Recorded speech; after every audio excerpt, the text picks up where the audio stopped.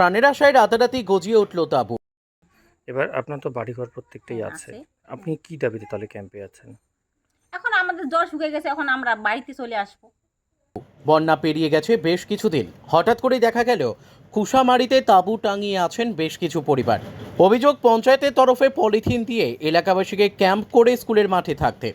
তাঁবু করে থাকা একজন মহিলা জানান, বন্যায় তার ঘরবাড়ি এবং ক্ষেতের ক্ষতি হয়েছে, কিন্তু সাংবাদিকরা তার বাড়ি গেলে দেখেন বন্যার কোনো ছাপই নেই তার বাড়িতে। ঝাঁ চকচক করছে তার বাড়ি।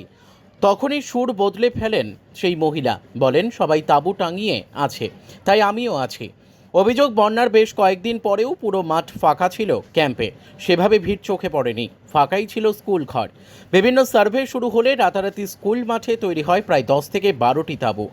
বিজেপি পঞ্চায়েত সদস্য প্রসেনজিৎ মণ্ডল অভিযোগ স্বীকার করে বলেন, ঘরবাড়ি অক্ষত থাকার পরেও এখানে অনেকেই রয়েছেন। ধূপগুড়ির বিধায়ক নির্মল চন্দ্র রায় এই ক্যাম্পের কথা স্বীকার করে বলেছেন, যারা এমনটা করছে তারা সত্যিই অমানবিক। যারা বন্যায় ক্ষতিগ্রস্ত হয়েছে, তবে কি তাদের বঞ্চিত করার চেষ্টা করছে? উঠছে একাধিক প্রশ্ন। ব্যুরো রিপোর্ট, উত্তরবঙ্গ সময়। এখানে যারা ক্যাম্পে আছে, সরকারি রিলিফ ক্যাম্পে, তাদের অনেকের বাড়ি নেই, তাই না? ওই মানে আছে বাড়ি, কারো আছে কারো নাই। ওই এখন তো আমি তো আর মহিলা মানুষ বলতে পারবো না। না না, মানে যাদের অ্যাকচুয়ালি বাড়িঘর নেই, থাকার জায়গা নেই, তারাই তো ক্যাম্পে থাকে, হ্যাঁ ওইটাই, তাই না? হ্যাঁ। এবার আপনার তো বাড়িঘর প্রত্যেকটাই হ্যাঁ, আছে। আছে। আপনি কি দাবিতে তাহলে ক্যাম্পে আছেন? এখন আমাদের জ্বর শুকিয়ে গেছে, এখন আমরা বাড়িতে চলে আসবো। মনে করো যে যারা মনে করো যে একদম নিহ, তারা পাক। আমরা তো মনে করো যে এখন আমাদের বাড়িঘর ঠিক হয়েছে, এখন টুলাগুলো আমাদের ঠিক হলেই না আমরা বাড়িতে চলে আসবো। চুলাগুলো তো মনে করো যে এখন বানাইছি, একটা বানাই নেই এখনো। কেউ কি আশ্বাস দিছে এখন পর্যন্ত যে আপনাদের কোনো ব্যবস্থা করবে?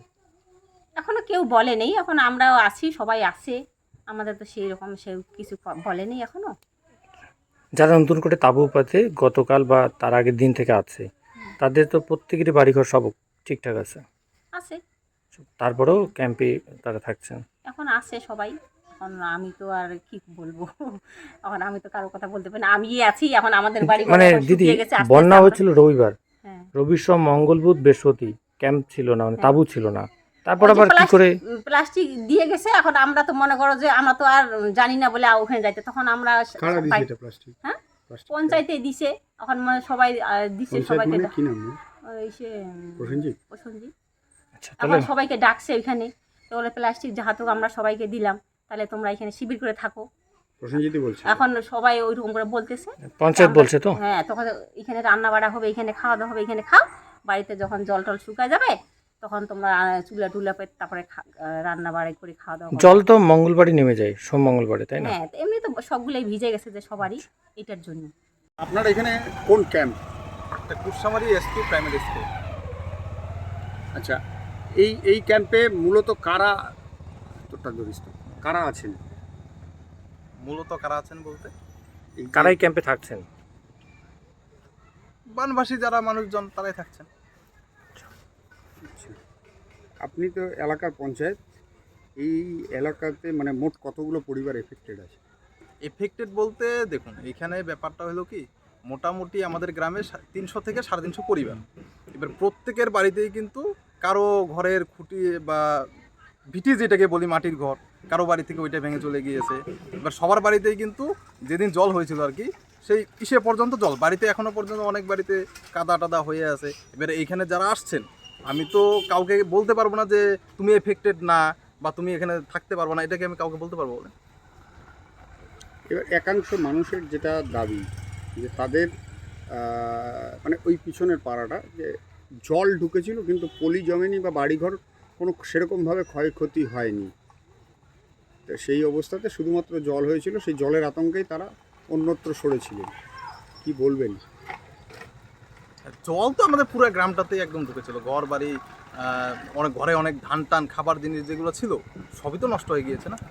এখন কি পরিস্থিতি স্বাভাবিক হয়েছে? এখন পরিস্থিতি স্বাভাবিক, কিন্তু যেগুলো জিনিস নষ্ট হয়েছে এবার সেগুলো তো আর হুট করে তো রিকভারি করা সম্ভব না। যাদের ঘরবাড়ি অক্ষত আছে তারাও তো এই ক্যাম্পে আছেন। এইবার ক্যাম্পে এখানে আছেন, কিন্তু সেক্ষেত্রে হয়তো দু একজন থাকতে পারেন, কিন্তু সেটা তো আমি তাকে বলতে পারবো না যে তোমাকে এই ক্যাম্পে আমি রাখতে পারবো না। একটা অভিযোগ আসছে যে পঞ্চায়েতের তরফ থেকে পলিথিন দেওয়া হয়েছিল এবং তাদেরকে থাকতে বলা হয়েছে এখানে ক্যাম্প করে। না সেই অভিযোগ এখন পঞ্চায়েতের তরফ থেকে এখানে থাকতে বলা হয়েছে। না, ত্রাণ শিবির তো সরকারি ত্রাণ শিবির, সরকারিভাবে খোলা হয়েছে, এখানে পঞ্চায়েতের তো এখানে কোনো ভূমিকা নাই।